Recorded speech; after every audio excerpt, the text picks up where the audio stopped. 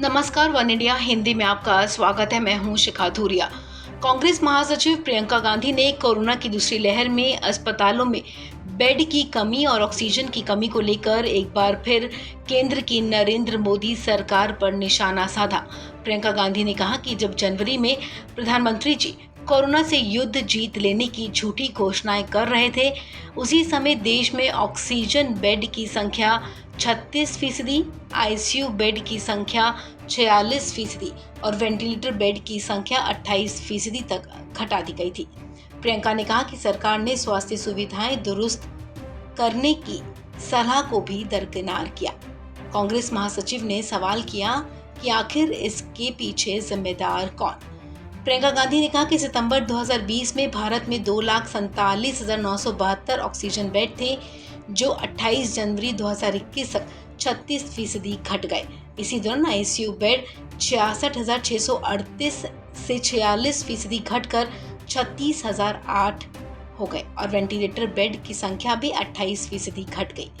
प्रियंका गांधी ने दिल्ली का उदाहरण देते हुए कहा कि जुलाई 2020 में गृह मंत्री अमित शाह ने आईटीबीपी के एक अस्थायी मेडिकल सेंटर का उद्घाटन किया था, जिसमें 10,000 बेड्स की व्यवस्था की गई थी।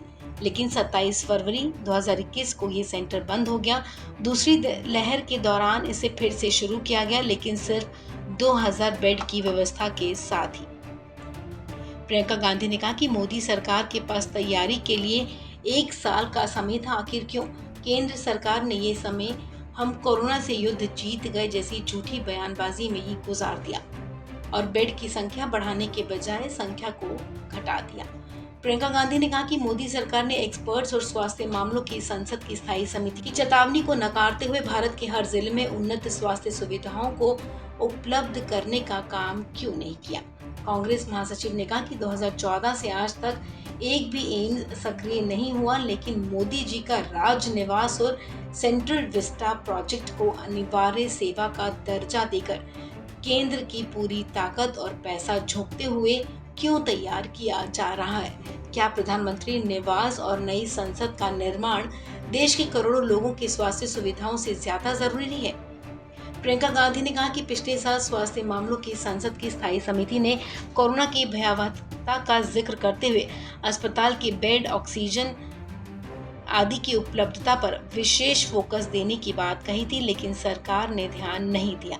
उन्होंने कहा कि 2014 में सरकार में आते स्वास्थ्य बजट में 20% की कटौती करने वाली मोदी सरकार ने 2014-15 में एम्स बनाने की घोषणा की थी। इसमें से एक भी एम्स आज सक्रिय अस्पताल के रूप में काम नहीं कर रहा।